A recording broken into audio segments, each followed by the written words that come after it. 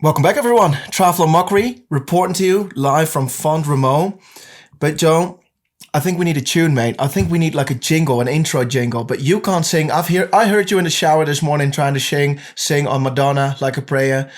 I can't really sing, but I think we need something like a song or like a jingle with something about the chimp, the junkyard dog, horsepower. What else has to be in there? K-hole, yeah, definitely. Junkyard dog. So if anyone's like creative enough to help us out with a jingle, then yeah, that'd be awesome. All right, let's start, Joe. Have you got any highs and lows this week? Got a few highs, mate. First one was that ride yesterday. I thought we did a big one in the mountains, didn't we? 170 Ks. Everyone was criticising me when I made it, and I said it was 167 because we were going to stop a bit further down the hill to do a run, but we couldn't because there was like some rally going on, and everyone was saying it's going to be way over 5.5 hours. Like it's going to be a 6.5 hour ride. I said, no, boys, you're underestimating yourselves. And we dusted it off 5 hours 20, didn't we? 31.5 Ks an hour, 3,100 meters of climbing.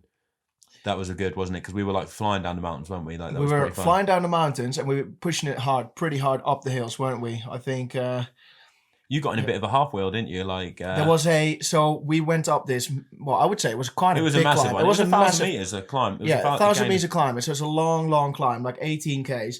Joe started off at the front with Martin Van Riel. You did something like 4K, I reckon, of the climb. It was probably longer than that. It was 6K I did because it was 25 minutes. Yeah, 25 minutes. And then we had something like 13 Ks left, I reckon. It took an hour to get to the top. You did 35 minutes on the. But anyway, I was with this guy. He was 62 kilos. Is that all he weighed? 62, 63, yeah. I was basically more than 13 kilos heavier than he was. And he was already at altitude for like 2 weeks. So I would have been screwed, wouldn't I?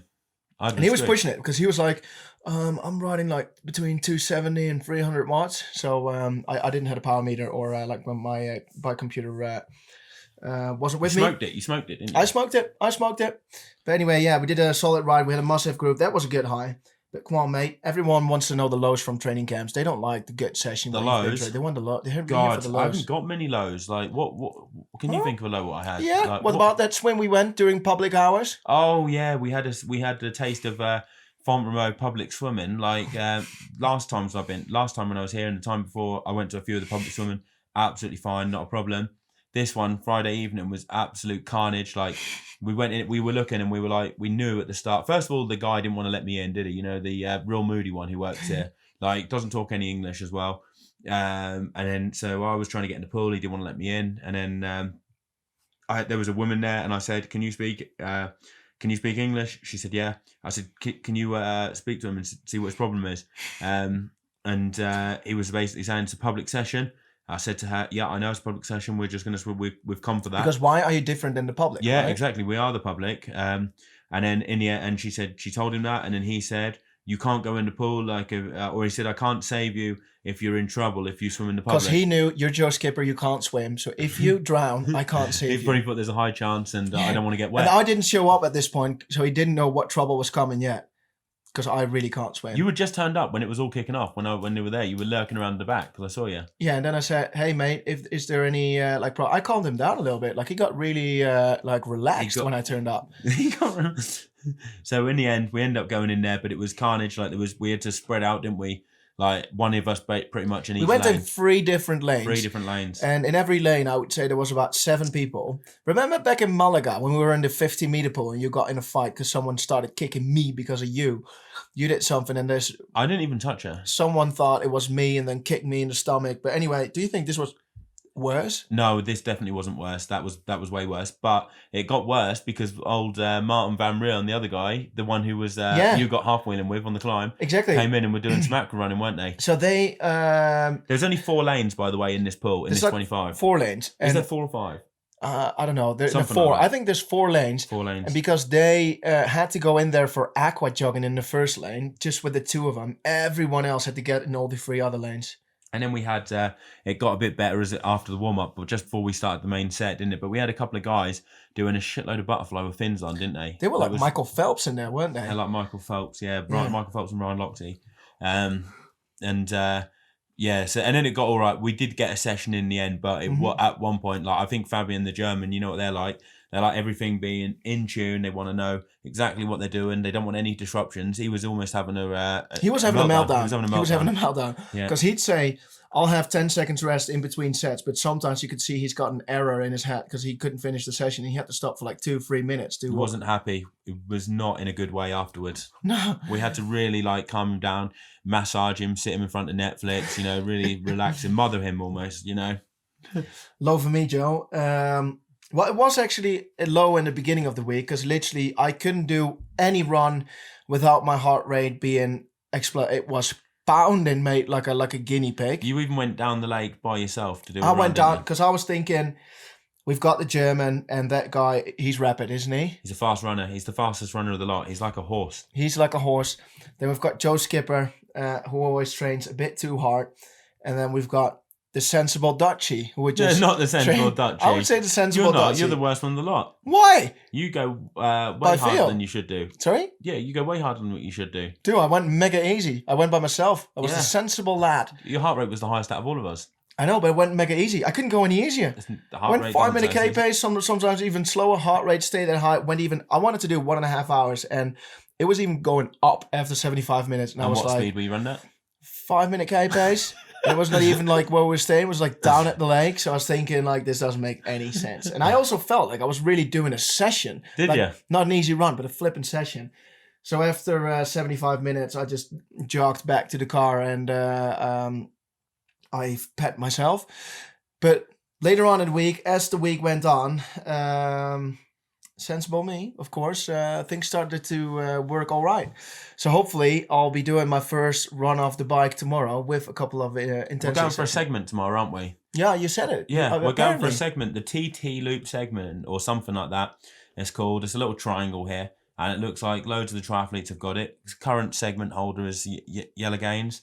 And you can see that it looks like the Norwegians had a little crack, doesn't it? At it, 11:09 they did. That's the segment. It's 8.6 Ks.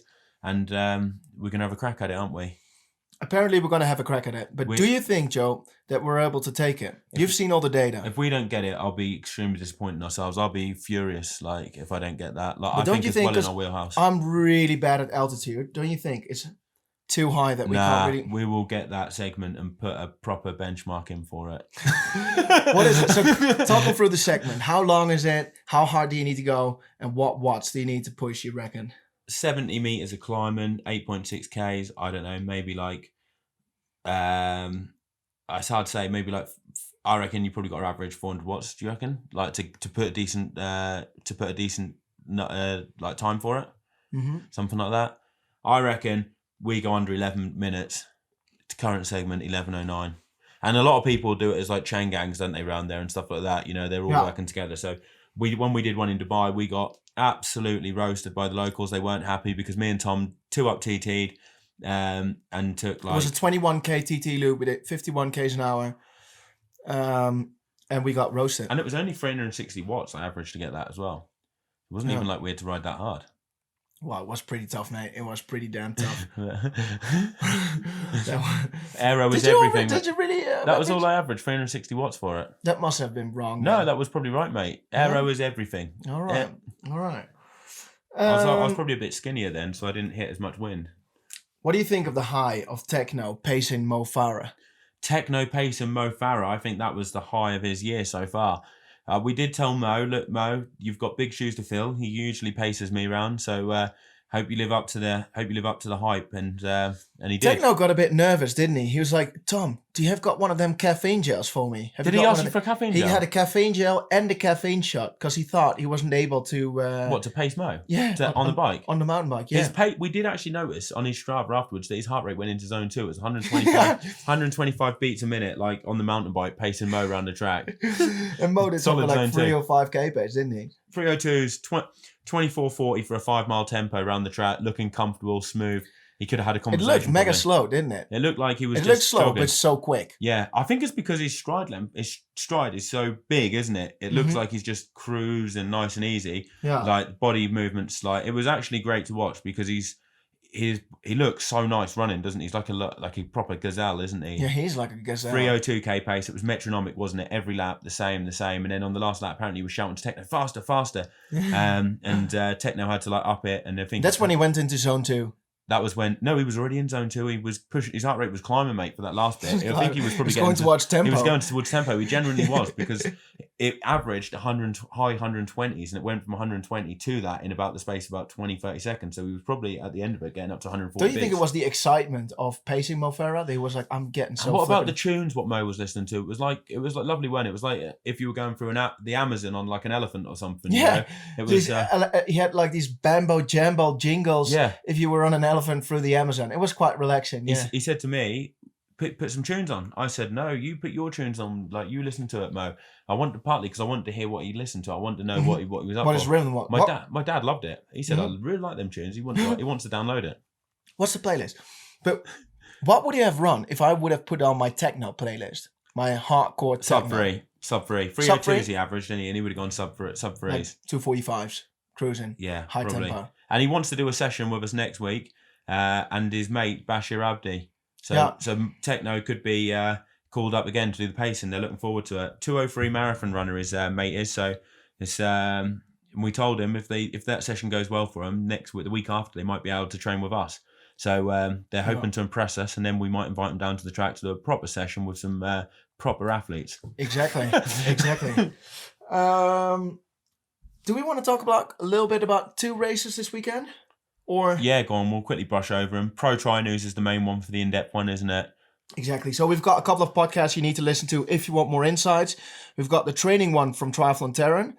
We've got the insights. The triathlon one for the training one for Triathlon Terran. You probably need to be an experienced athlete for that, because he's hardcore, man. Like, you know, he's not like us where we mess around. This guy is on it, you know. So like, if you want to get fit and you want to get stuff from them videos in the beginning, Joe. Kettlebells. He's got us onto kettlebells because we want a beach body, don't we? You know, there's no point doing all this training if you don't look good on the beach. So get on the kettlebells, guys. Anyway, so that for training. You've got the Pro Tri News for race insights. And why do people actually listen to ours? I don't know. Probably to know what not to do. All right, nice one. I wanted to talk a little bit about Swansea 70.3. Have you been following that one? Yeah, Alistair's back, isn't he? He's back in the game. British hype train. The British hype train. We're not really going to talk about who came out of the swim, if the swim was wet, if the run was like tough, if it was a half marathon or a 10K, but more like Alistair won by 7.5 minutes after he had to stop during the PTO race. Didn't do the sub 7 because he was injured, and pulling off a 109 right now off the bike. I'd say like that was awesome, and that shows that he's basically in the fitness that you like, you know, top fitness. But I saw today, just a minute ago before we started recording this, that apparently he's doing Ironman Copenhagen to qualify. Well, he's taking it one race at a time, he said, but obviously he wants to qualify for Kona. But in a way, I'm a bit disappointed that he's racing that, because I'd have loved to have seen him go into Dallas and race Dallas full on and see how he compares to the Norwegians. I mean, it's good that he's going to be in Kona, but I really want to see him top form over the 100K one, because like showing that he can do that. And that run, that was on Strava, and it was pretty much bang on, you know, so it was a solid run off a hard bike where he just lit it up, didn't he? Yeah, won by 7.5 minutes. You don't see that very often in a 70.3. That's absolutely nuts, isn't it? Amazing. Then the next one was 70.3 Gdynia, wasn't it, in Poland? I saw Sam Long won that, but like one thing is sorry, better do the. We just remembered we forgot to do the woman from Swansea. I didn't. You didn't forget. We didn't forget. We had 2 things. First, we wanted to do the men's side of both races, and then we're gonna do the. Oh right, yeah. See, yeah, that was right then. And then in 70.3, 70.3 Poland, Sam Long won, like back in the game, because his European trip hadn't gone too well for him, has it so far? Like for what he would have hoped, but he won that. And that looked like a really good performance. Sub 70-minute run again. Smashed him on the bike, you know, like come from behind, had a 3-minute lead, so it was in his wheelhouse. But I want to see Sam Long do a reply, because he's been getting a lot of trash talk given to him, isn't he? And we were watching some videos from him before, from that Bear Lake Brawl the other night, weren't we? Because one of the guys we're staying with... We think he's changed. We think he's changed. We think Sam's changed. He's a changed man. We liked the Sam Long at the start, when he was doing Bear Lake Brawl, when he was in COVID, and he was giving the smack talk, strongest legs in triathlon. Strongest leg. This is what people want to see. That's what we want to see. A bit of smack talk, a bit of like backing it up with results. And he did back it up back then, didn't he? You know, and like I think it would be more nerve-wracking as an athlete who hadn't really had any results, given the smack talk, and then backing it up rather than being like someone who's got the results. Do you know what I mean? Like, you know, because everyone's going to be like, who does he think he is if he doesn't back it up? But the fact he backed it up was really good, and it was funny. We want to see that Sam Long come back because he's been getting rinsed by Laidlaw. He went into it's more me versus me and the best version of myself because people didn't like that he did that. I don't like that he did that because, of course, it's the best version of yourself. Like, but we still want to see you give shit to people. Yeah, you know, of course. Like, I thought it was funny. Like, and something happens then in triathlon, doesn't it? If it's always like all vanilla. Yeah, boring. I hope you go to Kona. Yeah, and I hope you're going to Kona. No one goes to an ice cream shop and orders vanilla, do they? No. Like, no, you want the cookies and cream and caramel. Exactly. And also, Laidlaw's been ripping him, hasn't he? Laidlaw is he's got some good results. He's digging it to Sam Long, and there's been no return. It's almost like a rap battle, isn't it? You know, someone giving the other rapper a load of shit and them not being able to respond. You know, we need to see him, and I want to see them two go head to head in the PTO race after loads of shit talking between the two. You know, I want to watch that. Like, it'd be you know, in that Collins Cup, I want to see them two go head to head. Yeah. Because you know neither of them wants to lose to each other. That's what the people want to see. It's what the people want to see. And apparently there's a wild card as well, and people have been entering the mozzarella for it. The mozzarella is getting entered for the wild card for the PTO race in Dallas. He could be lining up against Norwegians. They will not know what has hit him after his altitude camp. Like, they were on my birthday yesterday, weren't they? They came to celebrate his birthday with that him. Was a high. I completely forgot about it, just like the others in the whole house. But yeah, I organized my birthday party an hour before it was 6 p.m. And we just invited a whole lot of Norwegians because I was thinking. You knew that they liked a beer, didn't you? I knew they liked the beer. And also, I was thinking, never ever had I had so many world records holders and world champions and blah, blah, blah. But that shit doesn't matter on a birthday, mate. It's about how fast can you down a pint, isn't it? Doesn't matter how many world titles you have. We didn't see Christian down one, though, did we? No, but I didn't either. No. We completely forgot about it. So it wasn't a proper... I think I was the only one that had a couple of beers. Felt a bit guilty having a couple of beers, like when everyone else is drinking. Like, no, it was nice to have all the guys around. We might be doing a little chain up with them. If I was a proper athlete, I would be on the sparkling water, wouldn't I? Yeah. Yeah, I would have been, wouldn't I? Not sure. Like, sometimes you need to let it go. Probably worth a couple of %, isn't it? If I don't get that segment tomorrow, that's what I'm blaming it on. Probably. Like, yeah.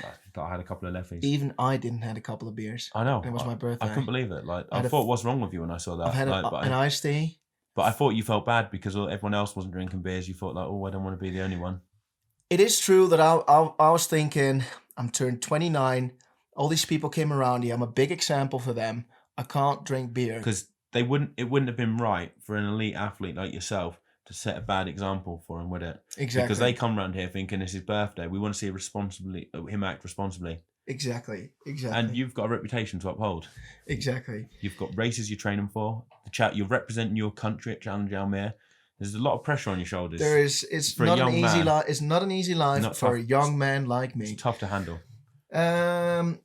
But Joe, speaking of the whole not any wild card at Edmonton. Absolutely not. I wouldn't even go there. But what about if we all put a name for it? Because we did actually get an email. All the pros did for it, saying that you can nominate someone. They had a few criteria. You know, is it someone that's come from a short course background? You know, think of that kind of stuff. Is it someone who's been injured for a while and hasn't been able to get results? All this kind of stuff. And I thought, what sprung to mind was, I think the mozzarella. I think he would do it justice in Dallas. Mate, it would be an absolute joke, and I would just. Lionel's going to put your name forward. Yeah. Because he doesn't want to be last out the water. Yeah. Speaking of, there was quite a stir, wasn't it, in the pot about the PTO picks for what was it? Captain's picks for the Collins Cup. Yeah. Yeah, Hayden Wild got picked, didn't he? And people are mixed with it. Like, I think if I was an international athlete, from an international athlete's point of view, I'd be a bit pissed off because I'd be thinking he doesn't even do long distance. He does short distance. Oh, right, yeah, he might be pretty fast short distance, but it's a long distance organisation. As for that, I'd be a bit like, for fuck's sake, you know, like I've been doing all these halves and I've been doing all right. I want to get picked. But from a spectator's point of view, I'm actually looking forward to watching him race the Norwegians. Hopefully, I saw that he wanted to race like Sam Long and someone else, like he said on his thing. But I want to see him go against Norwegian. Like I want to see him go against Christian or Gustav, and I want to see them get off the run. Both like, you know, one of him, Hayden, and one of them close together, and I want to see who wins on the run. Yeah. You know, because Hayden's He's like been smashing it in the short ITU distance. scene. What's he going to be like over 18K? Let's go over to the females race, Joe, real quick.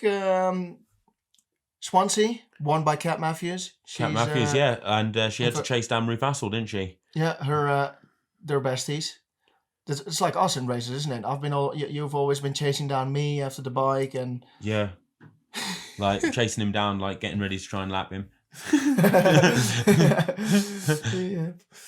What would you think if it was like, you know, like besties? Are you really besties with someone who you're racing like that close together, or like, you know, because like, all right, yeah, it's your mate, and you're like racing besties, but you still want to fucking like beat him, don't you? Like if that was you, definitely. I'd be like, but how would you still be going on a training camp with me if I was getting close to? Yeah, because I think it'd be good training. I think it'd be good training. Good training. But then in the race, I would want to fucking crucify you. Yeah, of course. I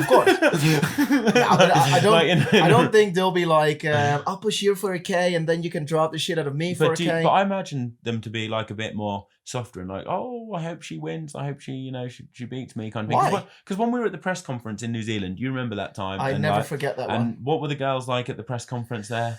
Well, they were saying, I hope you go to Kona. No, I hope you're going to Kona. Yeah, and they were hoping each other won't beat them. I do think in a race, it's different. Like maybe up forehand, because men are driven by testosterone. So they always want to be like an alpha male and show off. Whereas I think women are more like, just be yourself and you're crazy enough. So I think they'll just say nice things because they don't want to make any enemies. But then in a race, they're fierce, mate. They're fierce. Do you think they are? 100%. Really? They won't be like, I'll draft the shit out of you and it's all right. They're 100%. No, they all want to win. So you think if someone was like close to them and they were doing a load of work, they'd turn around and say, look, you can do a fucking Ruth turn. Assel would have thought, yeah, I want to drop the shit out of that really? one. I want to show I'm better than her. Because if I was in there and it was you and we were like neck and neck, and I said to you before the start, like if I went before the start of the race, I'd say, have a good race, mate. Like, have a good race. I'd shake your hand and I'd be like, best man win. And then in my head, I'm going to be thinking... Hope he gets a flat tire. No, I'd just be thinking, if I get out the water and he's with me, I'm going to fucking destroy him on the bike. And, but you know you can't.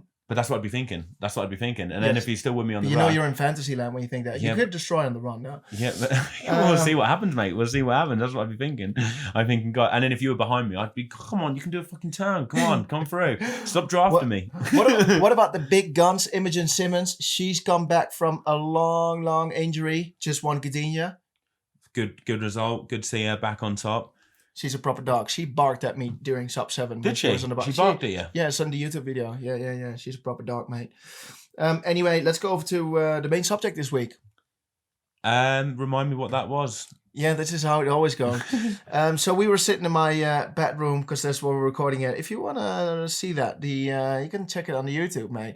We've been absolutely pinging it. I still need to get you that coffee. But, that was a low. What about them rally drivers that started trying to have a fight with us? We got in a fight with rally drivers. Yeah. Some rally drivers, a local rally going on here, and then we were riding along on the long ride, and they bloody thought they were like Colin McRae. Were drugged up testosterone bombs from Bulgaria or something. What was it again? Albania. So what they would do is drive the car up, stop literally in front of us. They were trying to hit us hit the brake, like full on, park the car up, and it was a real small mountain road, so the other cars could pass, and he was trying to block us. I thought he was such a loser, to be honest, because he was driving a Toyota Yaris that he'd tried to make look like a replica rally car, which was even sadder. And he thought he was like a rally driver, but like he just looked like an absolute arsehole. And then the biggest one who looked like a big arsehole was like they want to go for a burn up round the mountain. So you're thinking like you want to have a proper nice sports car, don't you? One of them had a Fiat 500, a Bath in bright yellow. That talks biggest loser ever, right? Why? Just, like if you're acting like that, the way they were acting, there's no wrong in having that car, but the way they're acting, the way you're acting, it's the way you're acting. Like don't act tough with stuff you have. Just keep it to yourself. And also, these because he tried to knock us off the bike, didn't he? Exactly. But what if we had Paul Felder during our group ride? That's what I said to Tom. I said if we had Paul Felder, could you imagine? Former UFC person, and they tried to knock us off because they almost got out of the car, didn't they? And one of them actually got out of the car to another car, to someone driving on the other side of the road, nearly got in a fight with them when I was coming down the hill because they'd already overtaken us, got a bit away, and it was like right in his face, and they almost got in a fight. So they weren't just with us, it was with other car drivers as well. And I said to Tom, like, imagine if we were like a Paul Felder, former UFC person, with us, and they got out and they were going to get out of their car, like they were going to try and start fighting. He's like, "Don't worry, boys, I'll handle this." Like, could you imagine? I'll go over real quick and ask him what their FTP is. I said it would be great if we like took their car keys, off them, because and then we said to him, So we had two plans. At first, Paul Velder is going to take care of him, put them in the put him in the K-hole. Put them in the K-hole for a bit. Then either we take the car keys, or park the car up a little bit further ahead, like a K ahead, then take the car keys, drive up the 20k mountain on their button back bikes, and just drop the keys somewhere over there. We'll tell them before, like, we're going to leave your car keys up the mountain, so these little dickheads need to walk a full marathon up the mountain and back. Because it was just before the 18k climb, so I'd love to have took their keys and said, look, boys, your keys are going to be at the top of the climb in the car park. But carried on biking up them and then just dropped them off in the car park at the top, 18k, so they got to walk up. No one's really harmed. They had a nice little session in. And then they have to walk all the way back down. They've got the time to walk up the mountain and think about what they've done. Yeah. What they've done to the world. Like, why would you bother other people? Leave them alone. I know. Someone nearly started a fight with me back home once, a car driver. He tripped me up when I had cycling kit shoes on. Yeah. Like, we were all calmed down. We're all like, this dispute was all over. I was walking back to get my bike, and he did like a real schoolboy trip up. Where they like take your legs out and then push you with your body like over your legs. Mm-hmm. He did that to me. I banged my elbow on the floor, like I was bleeding and everything. Did you like that? No, I didn't. Let's go over to the main subject of the week, Joe. This week we wanted to talk about running in general, because we had our mate Fabian Eisenlauer, the German, who had a flippin' meltdown because we were only having trails around here. He wants to know where the flat roads are, doesn't he? So he came to Font-Romeu, which is like a small city in the Pyrenees. Village in the Pyrenees, surrounded by nature. And he's like, where's the flat bit of asphalt? He didn't even enjoy running around the lake, where it's like flattish and you can see the nice views of the lake. You got mountains towering up from around it. And he said, "This is bullshit." Like, that's what he said to me. Like, where's this is bullshit. Yeah, that's what he said. And I said, "What do you mean?" And he's like, "The trails. Like, I hate running on trail." And I said, "Well, look at the view. You're with nature. You're at one with nature, mate." And he didn't like it. And you reckon that where he's from in Germany is ace for trail running, don't you? Yeah. So he's he lives in Sonthofen, which is really close to Allgäu, the Immenstadt, where the first of the Allgäu triathlon was, the one that Lionel Sanders. You've raced him, haven't you? I have raced him, yeah. He is pretty quick. Like, he's a 1:05 or 6 half marathon runner. Yeah. He's fast. He's fast on the hilly courses. But anyway, so that's where he's from. And you've got awesome running and training there. But he doesn't like the trails. He doesn't like mountain biking as well, does he? So why would you say, Joe, since people are tuning in now to listen to some training tips, because they always do, why would you go for trail running then? I think trail run's awesome because, like, back home I do it loads because it's lower impact, isn't it? I said that to him. Yeah. He said, like, what's the point in trail running? I said, lower impact. He said, buy some decent run shoes. And I said, no, because if you always run on straight roads, it's like you tax it differently, and I think you work the small muscles. And you do. You work the stabilized muscles, good for your feet, and also, no matter what run shoes you got on, it's still even softer if you run on trails, isn't it? Definitely. Like, it's still softer than the road. Time goes quicker. Fun. I think the time goes quicker. We said that to him, and he said he thinks the time goes quicker on the road, and we're just like, he thinks it's slower because he needs to focus. Otherwise, he's he likes. He's a runner that them runners that like would never run over 7-minute miling or 4:20k pace.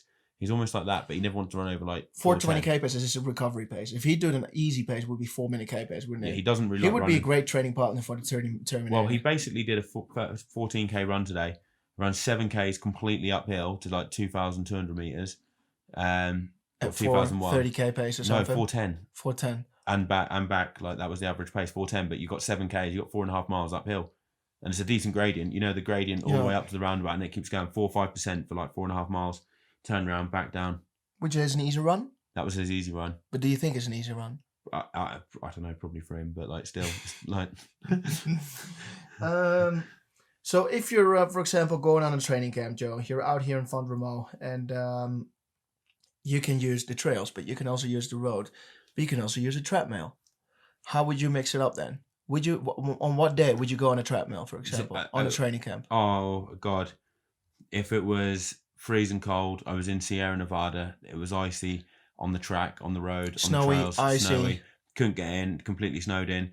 Literally, you couldn't open up the door. So much snow. Or if I do like a double run day, like say on a Tuesday, and I do like the second run, it's in the middle of winter, it's blowing a gale outside and it's cold, then I think I'll run on a treadmill because I can't face going outside again. And I've got like a 6-hour training day the next day. I'm like, screw it, I'll just run on the treadmill. And I just put like Netflix on YouTube. It's a bit soft, isn't it, really? How often a week do you run on the treadmill? Well, like 3 times over the winter. 3 times over the whole winter.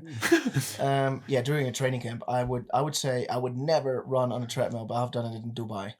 You did it in Dubai because the heat, you got so fed up with the heat, didn't you? The heat killed you, didn't it? It turned you into a melted mozzarella. That's the only reason why I would go for a run indoors, but otherwise... But then the downside was that you were going somewhere to hot to race. I know.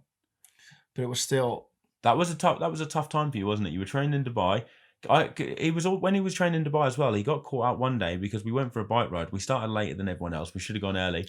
And what was them sandstorm called? You found the heat pretty tough. So I think that would show you if you're going on a training camp and either your door needs to be blocked by snow, or it has to be over winter in the Norwich, or you have to be in a sandstorm in 60 degrees in Dubai and on a meltdown for us to go on a treadmill run.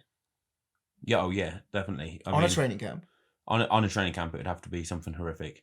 Trail running, I think, is great. I love running on the trails most of the time, like pretty much all the time, unless there's a session. What would you think? What do you think makes you fitter here than it does at home, running wise? Up the hills, like the off-road hills. I think they get you so fit, like, because they're like relentless. Sometimes we haven't done any of the proper ones. I'll have to take you on some this week. Yeah. Like the ones where you run like... Because you do get your heart rate up really easy, so you get the cardiovascular gains, but you don't have that much stress on the muscles and all the tendons. I'll look at some of the ones that I did last year with John, and we'll upload them onto the ski climb. Yeah, and we'll upload them onto the thing, because we did some like 15k ones. Yeah, we, by the way, for the support to Kona, if you want to back us as a Patreon, the link is in the bio. And we have been sharing all the data inside watts, swim sets, this thing on the Patreon's website. Yeah. Could even get Christian Blumenfeld's favourite session, couldn't we? We could even get his favourite session on it. Yeah, so you could learn from the fastest. What kind of session would that be? Running, swimming or cycling? God knows, it's probably going to be LT1 anyway, isn't it? LT2. I saw the session today. It was LT2, mate. LT2? LT2. Tasty. They're spicing things up a bit now, aren't they? They do. They're getting towards that LT3 bit. So anyway, conclusion, Joe. They'll need to go LT3 if they want to... Give us a conclusion about the running. My conclusion is that they'll need to go LT3 if they want to take that segment back off us. All right. I'm curious how if we can actually. Mate, we'll easily get that segment. Like, there is no way we're not going to get that. Like, I'm up for it already. I'd be up for going out now and doing it. Get the lights, Ray. Yeah. Get the lights. All right. Yeah. So basically, running. Yeah, I think it's really great to have surrounds where you can do easy runs, long runs, trails. I think trails is a massive breakthrough for everyone. Oh yeah, definitely. Way more fun. I think they're good for any run, apart from when you're doing proper sessions. You know, if you're doing a tempo run, tempo run, they can be all right. But if you're doing threshold reps or you're doing like speed work, you want to be on a track, especially because you've got shitload of trees, GPS signal loss, and that kind of bullshit. And you want to get the leg speed in as well. Sometimes, like, you don't want to be a bit bogged down on the trails. Downhill running, mate. Downhill running. I did downhill run yesterday. Yeah, get that leg speed in. Bullshit buster. The bullshit buster. I haven't really thought of one. I did. You know, I always take care of this stuff. Do you actually think about anything? Do you remember an hour ago I said we need to record a podcast? You were like, do we? I'm thinking, like, it's Monday evening. We started this thing last October. We've recorded like 42 podcasts, and you still can't. We don't always do them on a Monday, though. You can't get it in your head that you need to do a podcast actually every Monday. Netflix. No, we don't always do it on a Monday because you keep forgetting them. No, because sometimes you're not ready. You're still swimming or something, or going out on a Nighthawk run. No, that's not very often. The bullshit buster, Joe, is, and you actually only see this with a lot of pro triathletes. We all want to share our journey, right? We all share the journey. I thought of this. This is not what I thought of. We all share the journey. We want all the people to like our comments, post, buy all the stuff that we share, and blah, blah, blah. We all share the highs, but some of them never want to share the lows. This really, really fucking grinds my gears. Like, could you imagine, right? I'm doing Ironman Wales. I've been mentioning it from now, like, you know, I've been already, like, if you're following my Instagram, you'll see that I've been saying I'm going to do Ironman Wales, building up for it. You imagine I get back from the training camp, looking forward to Ironman Wales, 2 Feeling weeks very time, fit, feel like I can feeling win fit. it. Then it comes up, traveling to Ironman Wales, recce the course. Course is brilliant. You did this. You're doing this picture with your bike behind, like down the finish line, like you're getting ready. This is what my bike looks like. Wish me good luck, everyone. Yeah, took a segment on the course, like I'm fucking flying on the tits. I'm gonna win it, and then once again, wish me good luck, everyone. Yeah, and then all of a sudden, boom, I'm blank. There's nothing posted about the race. 3 weeks after. Or 2 weeks, 1 week, it could be anything. I'm going so and so to go and do some more training. Just pack my bags to go to Italy for a training camp in Sardinia. Yeah, there's no mention of the race, no mention how I did. It's like if you're doing it on Instagram, people want to follow your journey. We want to know how the bad races went as well as the good ones. Like you can't want to know how the bad sessions went as well as the good ones. Like, and I hate it when they say they're doing a race, they big it up, and then they have a bad race and they just kind of don't say anything. It's like, come on, you know, let us know how you got on. And actually, the followers are like, they follow you because they follow your journey. And if you have a bad race, they don't really care. They're like, you're sharing all your bad ideas. Come on, or you come up with like a bullshit story. But my followers care. Like they. Well, I've had some abuse. Yeah, but they bad races. I've had some abuse. I've had some abuse, man. Like I've had so much abuse. I always get abused that I don't even feel anything anymore. Like literally, I'd open my DMs and people will be like fucking rinsing me. I know. Hate is gonna hate. You know. I mean, imagine. But I think you need to give it. You need to give it some lows because people are looking on Instagram to see someone else suffer. Well, even then, it's just like you want to give an update on how it went, don't you? Know, like even if it is a load of excuses, I mean, at least there's something. I know. That's the bullshit. And what is the biggest excuse for a race not going well for a triathlete? Stomach problems. Do you reckon that's the biggest one? 100% that's the biggest problem. Stomach wasn't feeling good on the bike. Had gut problems on the run. Yeah, I had to stop multiple times. I was so nauseous and I had to throw up multiple times, go into the Dixie 15 times and then... And not being funny, I've been training for as long as I can remember. Like even when I was a kid, I started off swimming. Yeah, all right. You wouldn't think I'd started off swimming when I was a kid. I started off running. Swimming as a kid? I know, didn't listen. You only did the slides or something? Yeah, I must have just done the slides. But... I can't even remember ever having a session ruled off from fucking stomach problems or gut problems. But for a triathlete, it's like and every I have race. done some really grim sessions where I would load myself up with meatballs, fries and sauce. And I'd do an easy run session or tough run session and I'm thinking like, my God, Tom, you're so flipping stupid. You've eaten this. Yeah. But anyway, you got to crack on, right? I know, I've had some food and stuff. I've done anything. I've been on it on a full stomach, empty stomach. But yes, you can get the shits. You can get it. Yeah, I know. But you just literally stop at a Portaloo, boom, go for a shit, and then you're back out and running again. Exactly. I mean, but like the amount of triathletes that have gut problems, it's like, what the hell are these guys doing? How does it only come in the race? It's like, do you think then the stomach wants to come out or something? Well, I think a bullshit buster is gut problems for a triathlete. It's like... Which one is it now then? Bullshit buster, not sharing the lows? Not sharing the lows, but like that is another one though. Like we could get onto that another gut time. Problems. The gut problems. The gut buster. The gut buster. The gut buster challenge is you have a big meal and you do a track session. A friend of mine used to say, have fish and chips before you do a track session. If you can do that, you can do an Ironman, no problem. Because that's the thing, isn't it? You're doing it on a full stomach, greasy as well. Joe, last week we had a Instagram post of the week saying someone asked someone else to marry and he cramped up and all that. Like it was kind of a funny and cute video. Ironman posted up, but today I saw a video the other way around. So there was a girl that did an Ironman. She finished and then boom, her man, which was also the race director, went on his knees and proposed. It's taking advantage of the woman, isn't it? He is taking advantage. Because she's in a carb depleted state. Blood sugars are low. Like her super sapiens would be going off like there's no tomorrow if she had it on, wouldn't she? Because she's probably got no carbs. She's not thinking cohesively, and he asked her to marry her because he knows that that's his best chance of getting a yeah. Because if she did, how would this have gone? So she would be, for example, in K40. Like basically, if I'd have got Laura to do an Ironman and then I'd have proposed, it would have been 100%. I would have known yeah, because she would have been so fucked she wouldn't have known what I was asking her.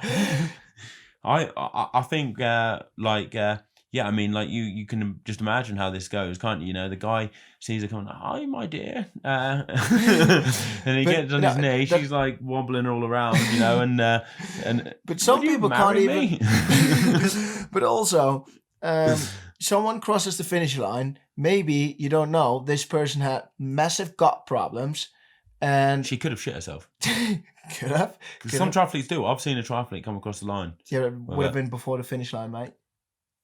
Do you think someone crosses the finish line then be like, this would be a perfect moment to shit myself? No, they do it before, but he wouldn't have known, would he? He wouldn't have thought, I'm gonna propose to her as long as she doesn't shit herself, wouldn't he? He was in it. He was ready, no matter what. Like, good for better or worse. You know, he's already he didn't like know committed. what state she or he was. What Yeah, was he didn't know what this time? Yeah, he didn't was know what she was going to be in. Yeah, yeah, and then boom, yeah, caught her off guard.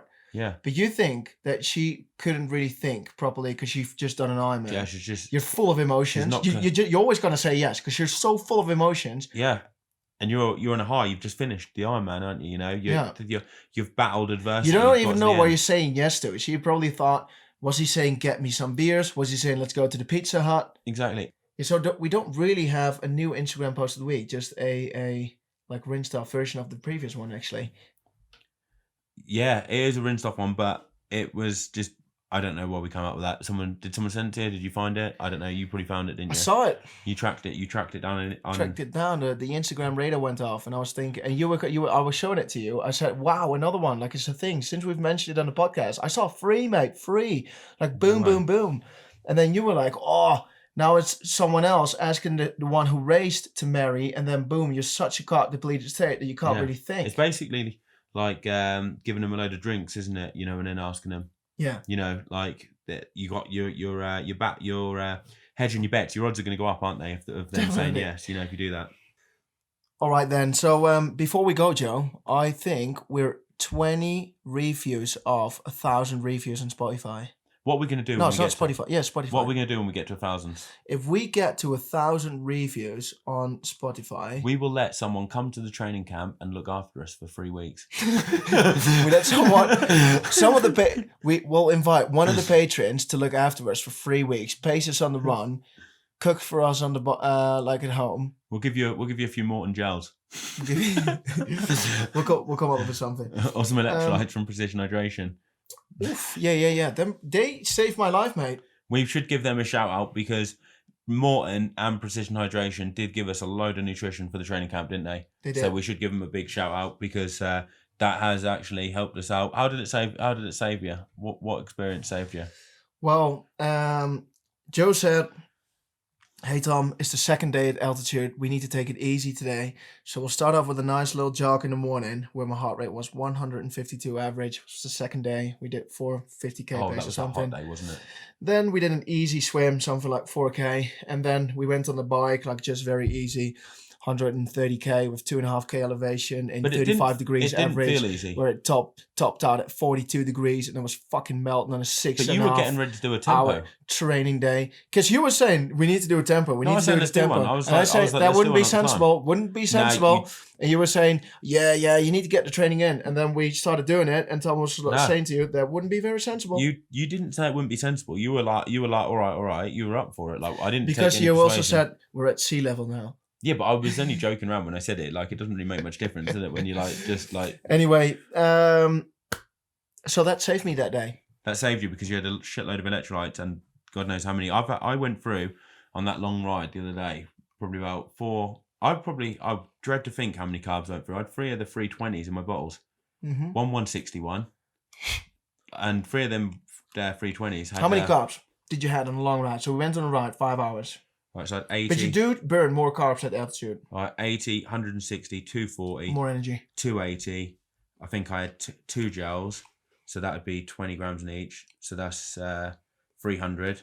I had one of them Precision Hydration 30, you know, the, what are they, them like Turkish Delight things? Yeah, 30 grams. It was 330. So 330 grams. Not that much, really. It's not that much, really. Not that much, really, no. Because it was 5 and it's almost 6 hours, mate. Yeah, 5.5 hours. It's like 50 grams. It's 50 grams an hour. 60 grams. 60 grams an hour. 60 grams an hour. That's nothing. No, I mean, I'd have more in a race, but like for a training ride, it felt like quite a lot. Yeah, but that's why you felt hungry. Did go to the cafe though and have a cake and a coffee. Yeah, but that was towards the end. You only had to do like 13k up. But I was starving when I got back as well, and I felt like I had loads, so I should have probably had another 30, 40 grams. You're an absolute noob. Well, it felt like I'll learn you how to eat, mate. That felt like a lot. Anyway, thanks for listening, everyone. We'll see you back next week, probably. See you later. With the insights in the doping show. Yeah, we're going to have a doping show next week. We're here with Thomas Decker, and he's been telling us some stories about what his time with pro cycling. And 15 years ago, he was a pro cyclist, got caught doping. And he's a changed man now, isn't he? He's well, he's not doing any cycle just for fun. he's just doing it for fun, yeah.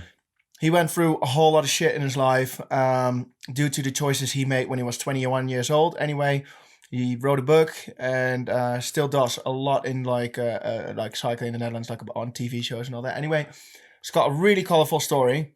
My dad read that book in 2 days. He read his book in 2 days. He was up until 2 a.m. one night, wasn't he? He was hooked. My dad was hooked.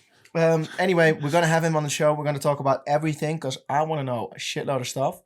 That is going to be a really entertaining... I reckon that is going to be our best show yet, because from talking to him, he just gets you sucked in, and you could just listen to him talk about his stories for hours, couldn't you? The rides go fast, don't they? The rides go very fast, yeah. Because he's also got stories about what he would do. Just like it was a different time, wasn't it? And that's not even about doping. Like he was talking about prostitutes, drugs, and that kind of stuff. It's just a whole you can't even imagine that. It's like a movie. They could make a Hollywood movie from his life. Yeah, they could. Anyway, we'll get him on the show next week. So we'll post up a post on Instagram so people can send him questions, what they want. Send us questions, not him. No, send us questions. So we'll post up a picture on Triathlon Mockery, and you can send in anything you want to need to know. So about doping in triathlon, about just whatever. Whether they think people train, how... Also, you could ask stuff like, if you wanted to, about, do you think that triathlon is as professional? Because he's had a good insight in seeing some of the other pros out in Font Romeu. And obviously, he's been with Team Garmin. He was with... who else was he with? Rabobank. And he still knows a lot about the Team Jumbo-Visma and all the other teams because he knows all the guys. He has a good insight into how pro cycling teams, the professionalism with them, and from what he's seen of triathletes, the stories about the doping. I mean, there's literally everything. Grand Tours, how hard is it to do a Grand Tour? How knackered are you? You know, there's literally anything that he could answer, isn't there? And when he was younger, he was ranked number 1 in the world. Number 2. He said as a senior in the pro world, and as a junior, number 1 in the world. Yeah, and that was before the doping. That was before the doping. He won Torino Adriatico, Tour of Romandy, Criterium International. I think he has. He went to the Olympics at like 20. I think he said earlier that he turned as a pro cyclist at 16 or 17, something like that, which is crazy, isn't it? Especially that time. Nowadays, you see it more often. Yeah, first Tour de France at 20 years old. So that was all clean, first Tour de France at 20, So there he was it wasn't just the drugs, because a lot of people think it's you take it and it's the drugs. You take it back. That's what we were wondering. Like, all right, what happens if you take it back of EPO? But we'll talk about all of that. What his FTP is, because that was very impressive, wasn't it? Yeah. So anyway, thanks for listening. The boys are off training again. It's 10:30 p.m. Joe. So we go for a little night run. We've got to do that 8K run yet. So we'll see you later, guys. All right. See you. Bye bye.